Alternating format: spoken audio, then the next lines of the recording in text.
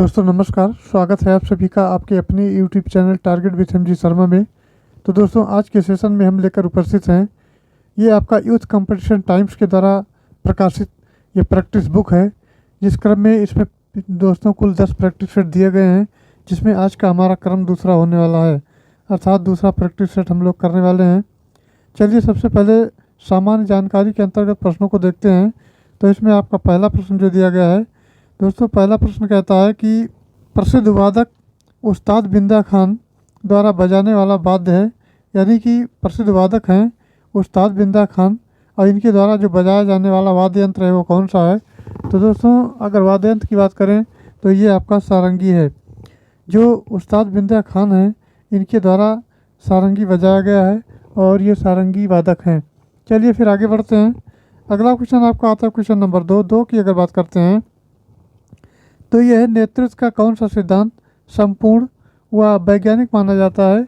तो ये दोस्तों आपका बहुकारक का सिद्धांत होता है, जो कि आपका संपूर्ण व वैज्ञानिक माना जाता है। चलिए नेक्स्ट देखते हैं तीसरा नंबर क्वेश्चन।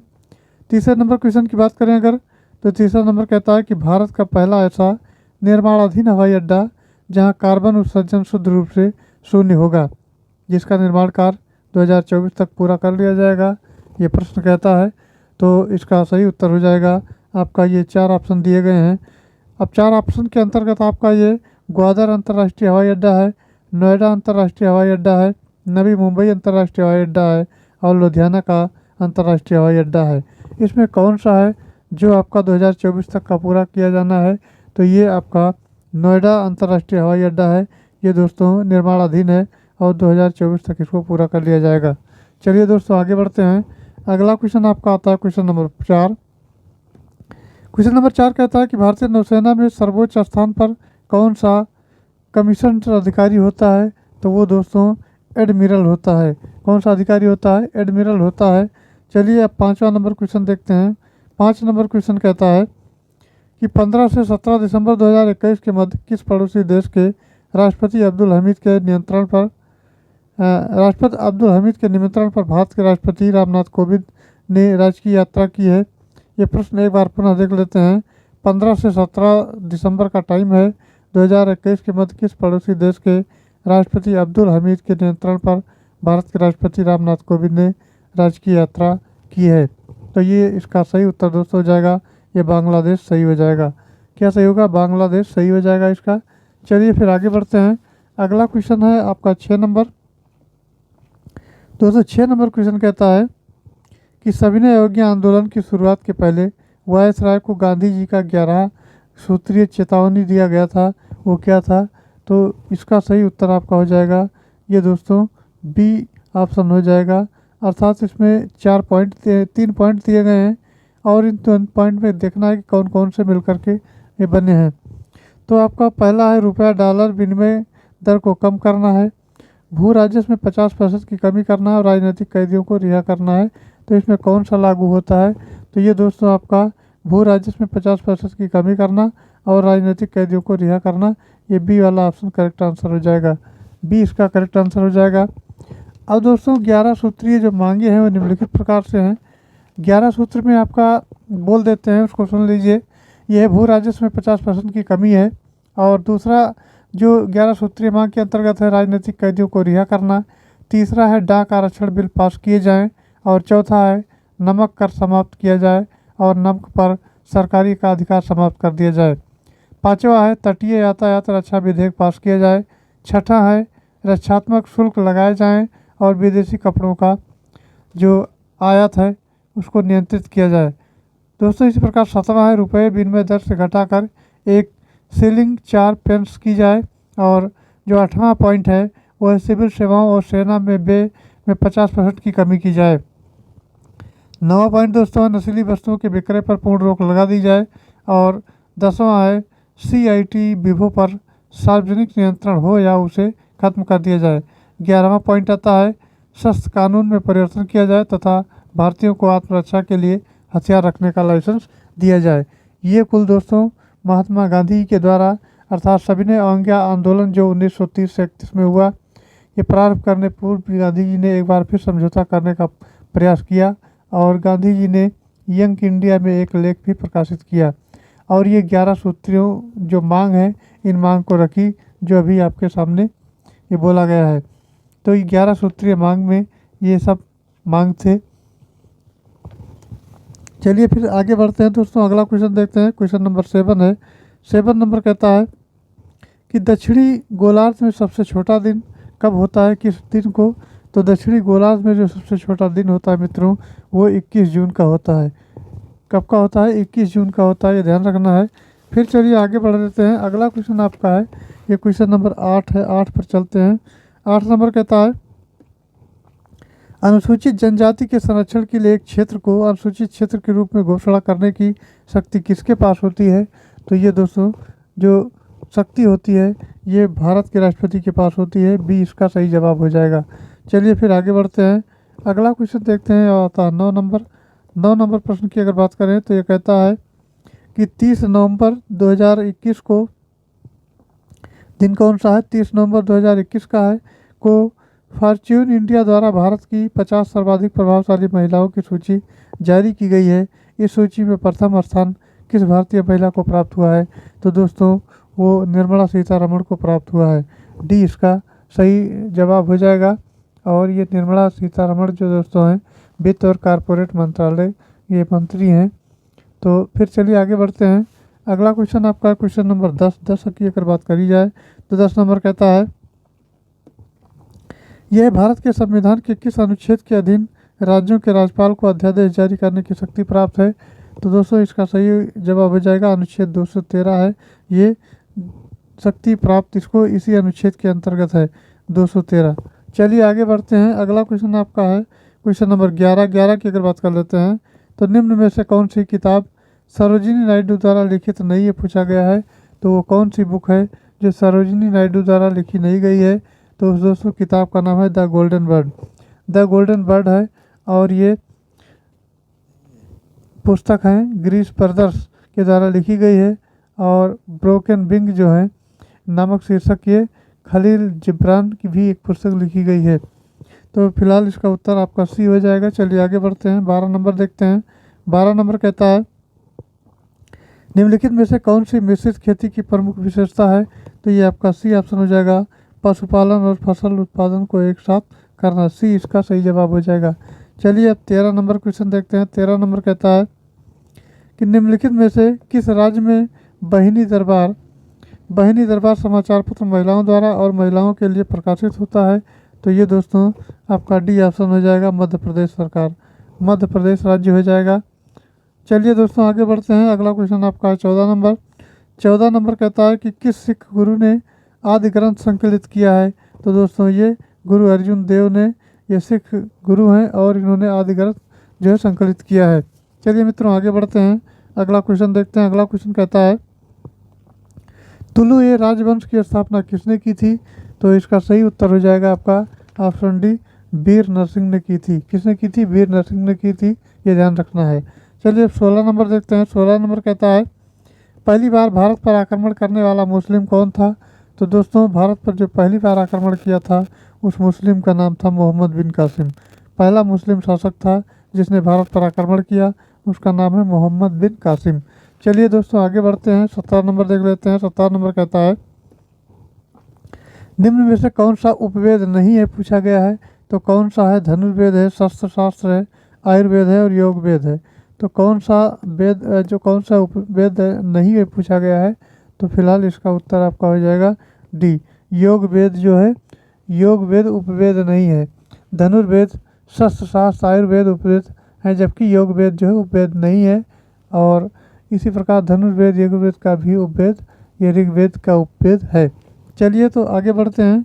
अगला क्वेश्चन आपका क्वेश्चन नंबर 18। 18 नंबर कहता है कि 9 दिसंबर 2021 को केंद्रीय पर्यावरण, वन और जलवायु परिवर्तन मंत्रालय द्वारा जारी सूचना के अनुसार किस राज्य और केंद्र शासित प्रदेश है में स्थित मानव निर्मित हैदरपुर अंतर्राष्ट्रीय आर्द्रभूमि को भारत का 47वां रामसर साइट और अंतर्राष्ट्रीय स्तर पर 2463वीं रामसर स्थल के रूप में नामित किया गया है? अब इसका ऑप्शन देख लेते हैं। तो आपका दोस्तों मध्य प्रदेश है, तेलंगाना है, उत्तर प्रदेश है और जम्मू एंड कश्मीर है। तो इसका सही जवाब हो जाएगा वो आपका उत्तर प्रदेश हो जाएगा। क्या होगा? उत्तर प्रदेश हो जाएगा। ये आपका सी ऑप्शन करेक्ट आंसर होगा। प्रश्न काफ़ी बड़ा है, उत्तर छोटा है, उत्तर प्रदेश हो जाएगा। चलिए मित्रों आगे बढ़ते हैं। अगला क्वेश्चन आपका आता है 19 नंबर। 19 की अगर बात करें तो कहता है निम्नलिखित देशों में से किस एक के देशों में से भूमध्य रेखा गुजरती है। अब ये देश दिए गए हैं और ये बताना है कि कहाँ से आपका जो ये भूमध्य रेखा है वो गुजरती है। दोस्तों जानकारी के तौर पर बता दें, जैसे मान लीजिए हमारा ये ग्लोब है, ग्लोब बना लेते हैं। ये हमारा ग्लोब है, यहाँ से एक मिडिल लाइन गुजरती है, इसी को कहते हैं भूमध्य रेखा। इसको क्या कहते हैं? भूमध्य रेखा कहते हैं। इसके ऊपर एक इसी की पैरेलल लाइन जाती है, इसको कहते हैं कर्क रेखा। ये कर्क रेखा होती है और इसी के पैरेलल नीचे एक रेखा जाती है, तो ये मकर रेखा होती है, मकर रेखा। हमको जो भारत हमारा पड़ता है ये यहाँ पड़ता है, अर्थात ये बीचों बीच में पड़ता है, ये कटिंग करता है और ये यहाँ इधर आपका इस एरिया में पड़ता है, यानी कि उत्तर में पड़ता है, मेन भूमध्य रेखा के उत्तर में। तो ये रहा इसका मैप डायग्राम दोस्तों। अब ये बताया गया है कि कहाँ से नहीं गुजरती है। अच्छा, भूमध्य रेखा गुजरती है बताया गया है। तो इसमें आपका जो है कोलंबिया है, केन्या और इंडोनेशिया यहाँ से नहीं गुजरती, क्या देशों में से गुजरती है? तो यहाँ से गुजरती है, बाकी नहीं गुजरती है।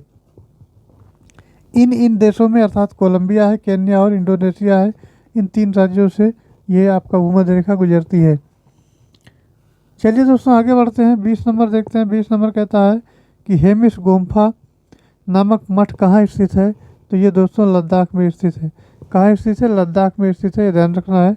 अब आते हैं 21 नंबर क्वेश्चन। 21 नंबर कहता है कि 14 दिसंबर 2021 को sport journalist federation of India द्वारा किसे स्पोर्ट्समैन ऑफ द ईयर 2021 पुरस्कार प्रदान करने की घोषणा की गई है।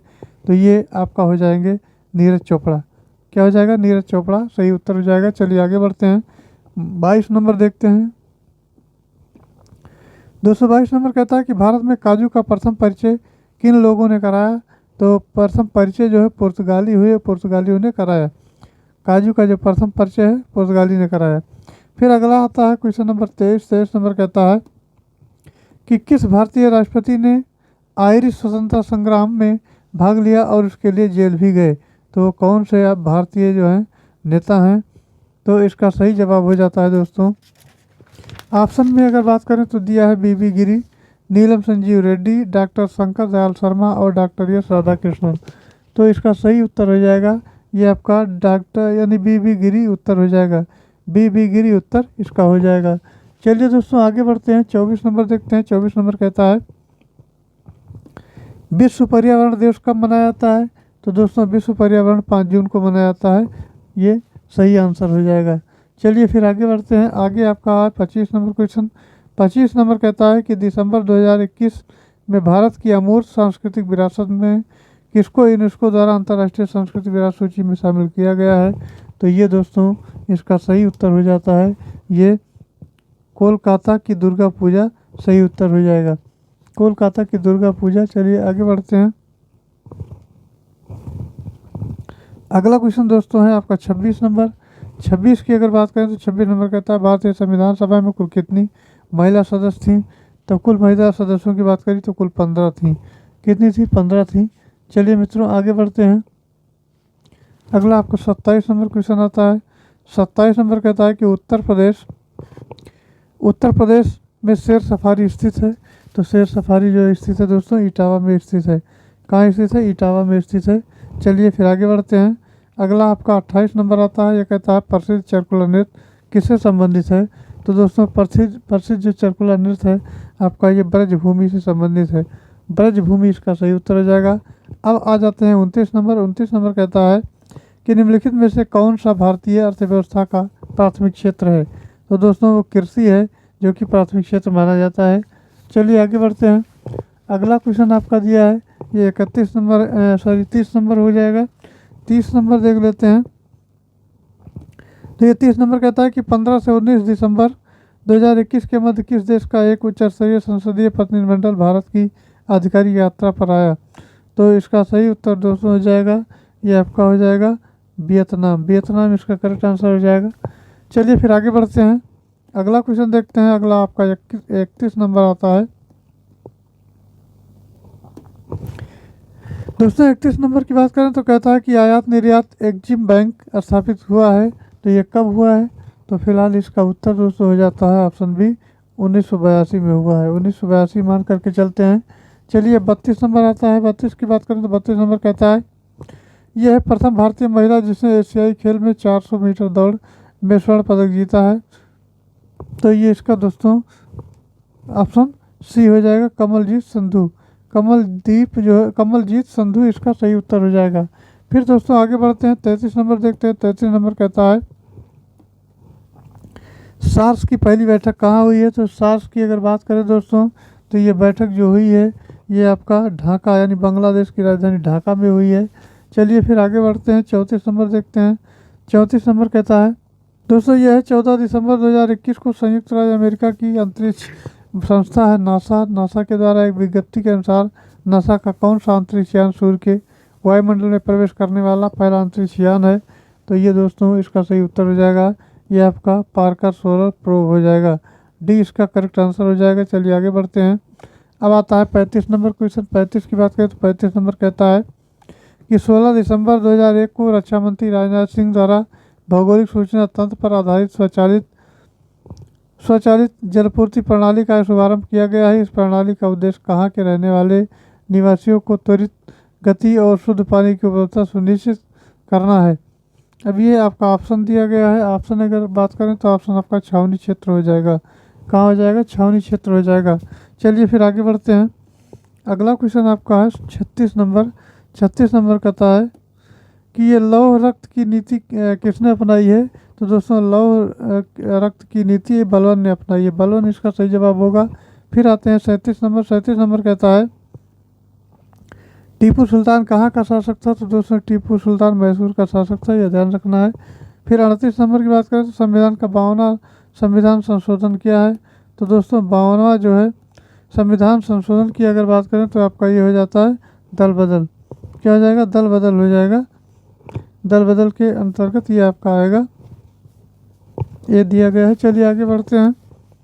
चलिए दोस्तों अभी तक तो आपके प्रश्न जो थे वो जीएस से थे। अब ये हिंदी का पोर्शन आता है जो कि आपका 39 नंबर से शुरू होता है और 39 से 43 तक का जो प्रश्न दिया गया है इसके उत्तर देने हैं।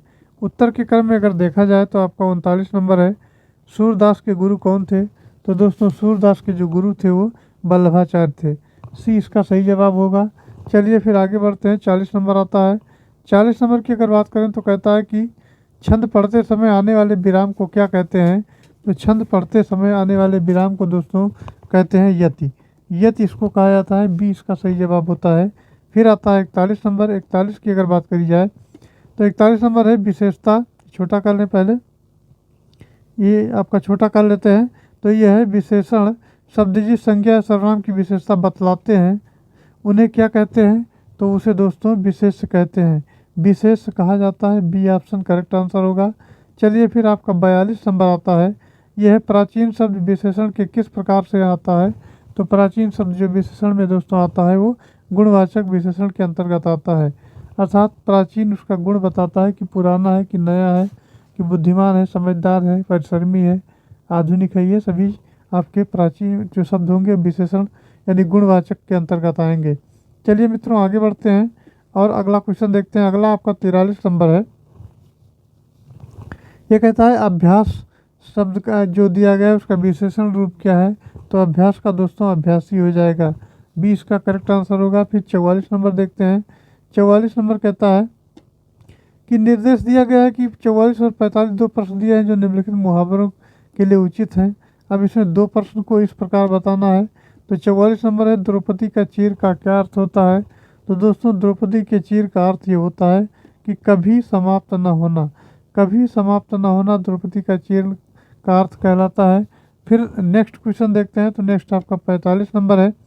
45 नंबर मित्रों कहता है कि कूप मंडूप होना का अर्थ है। तो कूप मंडूप का मतलब होता है कुएं का मेढक होना या सीमित ज्ञान या सीमित अनुभव होना। आपका डी करेक्ट आंसर हो जाएगा। इसी को कहते हैं कूप मंडूप होना यानी कुएं का मेढक होना। बस उतनी ही जानकारी रखना। चलिए मित्रों आगे बढ़ते हैं। 46 नंबर कहता है, इस प्रकार के वाक्य के पहले और अंतिम भाग को क्रमशः 1 और 6 की संख्या दी गई है। अब ये प्रश्न इस प्रकार से है कि एक लाइन तो आपका पहले वाला सही होगा, फिर अंतिम वाला सही होगा, बीच में जैसे या रा ला हुआ इस तरह आपका कैटेगरी होगा। सबको सेटिंग करना है, सेट करके लाना है कि किस क्रम में ये बन रहा है। चलिए सेट कर लेते हैं। तो 46 जो आपका नंबर दिया गया है, अब ये यहाँ से देखते हैं। तो यहाँ से अगर देखा जाए तो सामाजिक जीवन में और उसके बाद अंतिम उपाय ही ना कर सकें, तो ये पहला तो लिखा जाएगा, कोई इसमें दो राह नहीं है। उसके बाद अंतिम भी लिखा जाएगा, ये आपका फिक्स है। फिर अगर देखें तो ये वाला ये पहले लिखा जाएगा। उसके बाद आपका यानी क्रोध की ज़रूरत बराबर पड़ती है और सामाजिक जीवन में क्रोध की जो ज़रूरत होती है बराबर पड़ती है। फिर आपका आता है ये 2 हो जाएगा, यदि क्रोध ना हो तो मनुष्य दूसरों के द्वारा पहुंचाए जाने वाले बहुत से कष्टों को चिर निवृत्ति का। तो इसका जो उत्तर हो जाएगा दोस्तों आपका ये वाला पोर्शन हो जाएगा, ये वाला भाग इसका उत्तर होगा। चलिए फिर आगे बढ़ते हैं। 47 नंबर कहता है,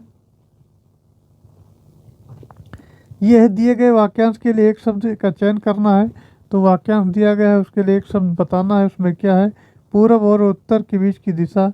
अब मान लीजिए ये आपका उत्तर है, ये आपका उत्तर है और ये पूर्व है, इसके बीच की दिशा है उसको क्या कहते हैं, ये पूछा गया है। तो उसको ईशान कहा जाता है, ईशान कहा जाता है। चलिए फिर आगे बढ़ते हैं। नेक्स्ट आपका 48 नंबर है, यह है वलय शब्द का अर्थ चिन्हित कीजिए।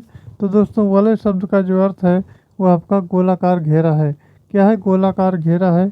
चलिए नेक्स्ट देखते हैं 49 नंबर। 49 नंबर कहता है, नीचे दिए गए शब्दों में अव्ययी भाव समास का चयन कीजिए। अव्ययी भाव का समास जो आपका है वो मित्रों आजीवन है। क्या है, आजीवन है, ये ध्यान रखना है। अब चलिए 50 नंबर क्वेश्चन की बात कर लेते हैं। तो ये कहता है, ठीक समय पर आ जाना में कौन सा कारक है। ठीक समय पर आ जाना में आपका समय पर दिया गया है, तो इसमें अधिकरण कारक हो जाएगा में पर, अधिकरण में पर हो जाएगा। इसके कुछ अन्य उदाहरण भी दिए गए हैं। चिड़िया पेड़ पर बैठी है और ठीक समय पर आ जाना और जो है घड़े में पानी है। तो ऐसे प्रकार के वाक्य आपके जो हो जाएंगे ये अधिकरण के अंतर्गत आएंगे। तो अधिकरण इस प्रश्न का उत्तर सही है। चलिए अब 51 नंबर देखते हैं। 51 नंबर कहता है, मंदिर और मदिरा का संबंध कैसे है। युग में उपयुक्त वाला बताना है। इसमें दिया गया है जो कि 2 आपका दिया गया है इस तरह से, और दोनों को ये फिट बैठता है ये बताना है। तो जो आपका मंदिर है दोस्तों, ये मंदिर का देव स्थान होता है यानी देवालय हो जाएगा, और मदिरा जो हो जाएगा ये अशुशाला हो जाएगा। ये दोनों मैच कर रहे हैं, तो आपका डी वाला ऑप्शन करेक्ट आंसर हो जाएगा। D is right answer. चलिए आगे बढ़ते हैं। अब आता है 52 नंबर। 52 की बात करें तो निम्नलिखित में से मिश्र वाक्य है। पूछा गया है, मेरे आते ही वर्षा होने लगी, उसके जाने के बाद वर्षा होने लगी, वो घर से निकला और वर्षा होने लगी, जो ही वो घर से निकला वर्षा होने लगी। अभी आपके 4 विकल्प दिए गए हैं। जो ही वो घर से निकला वर्षा होने लगी, ये इसका करेक्ट आंसर हो जाएगा। चलिए मित्रों आगे बढ़ते हैं। अगला क्वेश्चन आपका जो दिया है ये 53 से 56 तक का दिया गया है, और ये वाक्यांश को पढ़ करके यानी काव्यांश को पढ़ करके उत्तर देना है। तो चलिए काव्यांश को पहले पढ़ लेते हैं धीरे धीरे, उसके बाद फिर आगे बढ़ते हैं।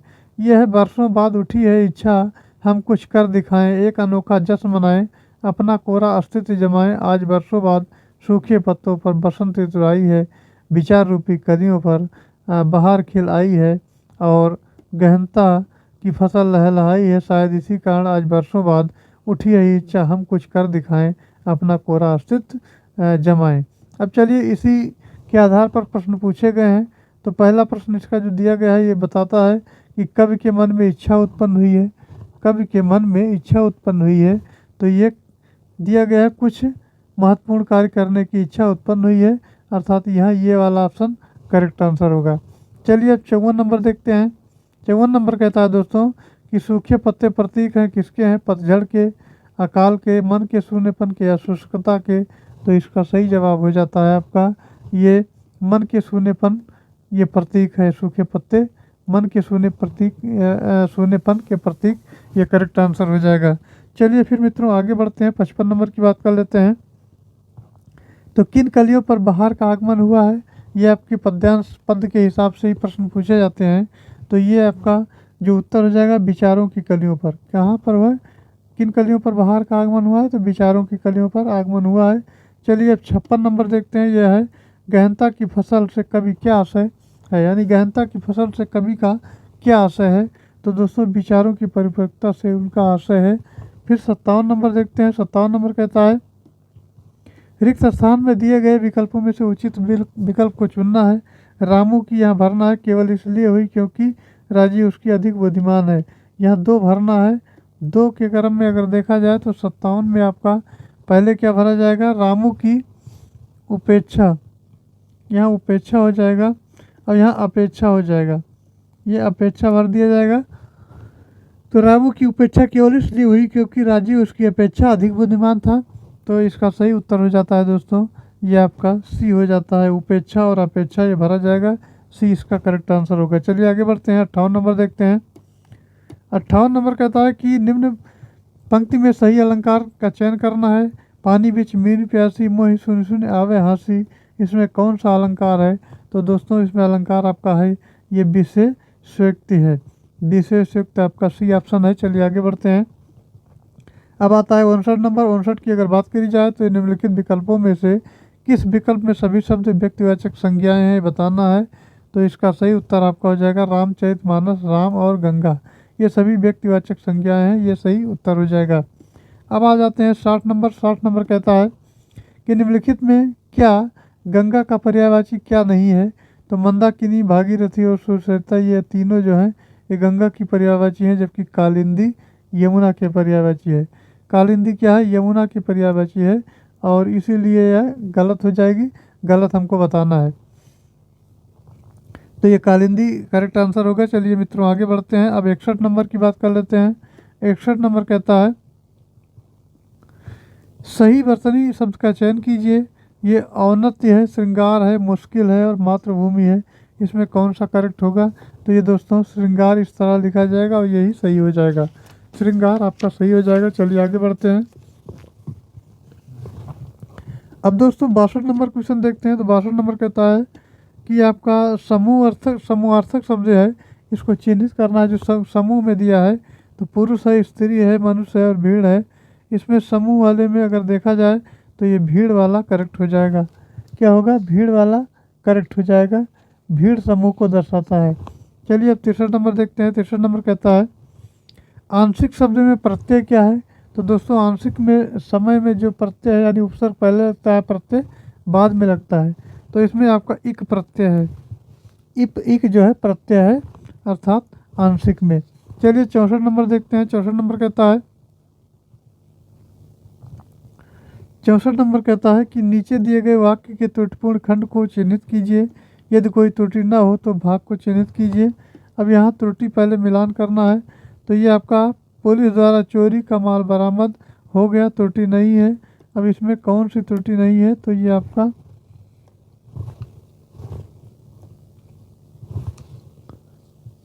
ऑप्शन हो जाएगा सी बधूधर्म उर्म। तो 1 मिनट इसका प्रश्न जो छूट रहा है। तो ये आपका 64 नंबर हो जाता है। 64 नंबर कहता है पुलिस द्वारा चोरी का माल बरामद हो गया है, त्रुटि नहीं है। तो इसमें जो सही उत्तर होगा आपका सी वाला ऑप्शन होगा, ये हो गया है। तो ये हो गया है लिखा गया है। और इसमें अगर बात करें दोस्तों तो पुलिस द्वारा चोरी का माल बरामद किया गया है, हो नहीं गया है, किया गया है। तो ये आपका सी वाला करेक्ट जो है गलत हो जाएगा और सी ऑप्शन इसका जो है ये बताया गया वो गलत हो जाएगा। फिर अगला देखते हैं। अगला 65 नंबर आता है। 65 नंबर की अगर बात करें तो ये कहता है कि बधूर्म का संधि विच्छेद क्या है? तो मित्रों बधूर्म का जो संधि विच्छेद है वो बधूधन ऊर्म है। बधूधन ऊर्म आपका यानी बड़ाऊ और बड़ाऊ यहाँ लिखा जाएगा। तो बी वाला ऑप्शन इसका करेक्ट आंसर होगा। चलिए फिर आगे बढ़ते हैं। अब आता है 66 नंबर। 66 कहता है 266 नंबर कहता है भिन्नार्थक शब्द का चयन कीजिए। पावक है, अनिल है, अनल है और कृषाणु है। इसका जो है भिन्न भिन्न अर्थ हैं, अर्थ वाले हैं, इनको छांट देना है।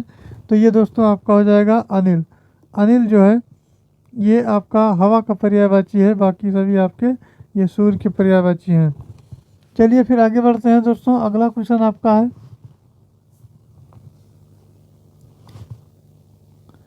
ये आपका पावक, अनल और कृषाणु ये आपके आग के पर्यायवाची हैं। अग्नि के, ये गलत निकल गया था, अग्नि के पर्यायवाची हैं दोस्तों। और एक जो आपका बचता है ये आपका अनिल जो है, अनिल आपका हवा का पर्यायवाची है। चलिए फिर आगे बढ़ते हैं, 67 नंबर देखते हैं। 67 नंबर कहता है कि हर्ष का विलोम बताएं। तो हर्ष का जो विलोम होता है दोस्तों वो आपका विषाद होता है, हर्ष का विषाद हो जाएगा। चलिए 68 नंबर देखते हैं। 68 नंबर कहता है कि गदला, मैला, मलिन किस प्रकार के पर्यायवाची शब्द हैं। तो गंदला, मैला, मलिन किस प्रकार के पर्यायवाची शब्द हैं बताना है। तो ये दोस्तों आपका हो जाएगा पंकिल, पंकिल इसका करेक्ट आंसर होगा। फिर चलिए आगे बढ़ते हैं। 69 नंबर आता है, ये है दोस्तों कर्कश का विलोम। नीचे दिए गए विकल्पों में से चुने तो कर्कश का हो जाता है मधुर। ये आपको आंख मूंद के लगा देना है, ये सही हो जाएगा। 70 नंबर कहते हैं, 70 नंबर आपका है, यह जो इंद्र पर विजय प्राप्त कर चुका हो उसको क्या कहते हैं, इंद्रजीत कहते हैं। क्या कहते हैं उसको, इंद्रजीत कहते हैं। चलिए 71 नंबर देखते हैं। 71 नंबर कहता है दोस्तों कि उच्च कुल में पैदा व्यक्ति क्या कहलाता है। तो उच्च कुल में पैदा व्यक्ति जो होता है कुलीन कहलाता है। ये अनेक शब्दों के लिए एक शब्द दिए गए हैं। अब आता है 72 नंबर। 72 की अगर बात कर लेते हैं तो कहता है ईश्वर तुम्हें दीर्घायु दे, अर्थ के आधार पर वाक्य का भेद बताएं। तो भेद बताना है, ये आपका सी हो जाएगा, इच्छावाचक वाक्य हो जाएगा। क्या होगा, इच्छावाचक वाक्य हो जाएगा। चलिए फिर 73 नंबर देखते हैं। 73 नंबर कहता है श्री गणेश का विलोम है। तो श्री गणेश का दोस्तों इतिश्री हो जाएगा, बी है इसका करेक्ट आंसर हो जाएगा। फिर आगे बढ़ते हैं। अगला क्वेश्चन आपका जो है 74 नंबर है। ये 74 नंबर कहता है कि फूल शब्द दिया है, फूल का पर्यायवाची नहीं है पूछा गया है। तो फूल का पर्यायवाची तनुजा नहीं है। बाकी आपका सुमन, पुष्प, कुसुम जो है ये फूल के पर्यायवाची हैं। तनुजा इससे अलग है। तनुजा जो है दोस्तों बेटी या पुत्री का पर्यायवाची शब्द होता है। तो ये इससे अलग है, बाकी सब अलग है। नहीं बताना है तो आपका सी ऑप्शन करेक्ट आंसर हो जाएगा। चलिए आगे देखते हैं। 75 नंबर कहता है किस रस को रसराज कहा जाता है। कौन सा रस होता है जिसको रसराज कहा जाता है। तो दोस्तों श्रृंगार राज को, श्रृंगार रस को रसराज कहा जाता है। तो दोस्तों आगे के ये पोर्शन आपके जो दिए गए हैं ये संख्यात्मक योग्यता से लिए गए हैं और आपका रीजनिंग का पोर्शन है। तो आपका ये कुल 75 प्रश्न हो जाता है और मैं उम्मीद करता हूँ कि प्रश्न आपको समझ में आता होगा। तो अगर आप कमेंट के द्वारा ये सूचना देते हैं कि मैथ का भी क्लास चलाया जाए तो मैथ का भी चलाया जाएगा। तो दोस्तों ये आपके 76 नंबर से लेकर के और 150 तक के जाएंगे। इनको आपको हल करना है, पीडीएफ आपको टेलीग्राम ग्रुप पर भेज दिया जाएगा। अब दोस्तों आई होप जानकारी अच्छी लगी होगी। तो जानकारी अच्छी लगे तो चैनल को लाइक, सब्सक्राइब और शेयर करते रहें। चलिए थैंक्स फॉर वॉचिंग। जय हिंद।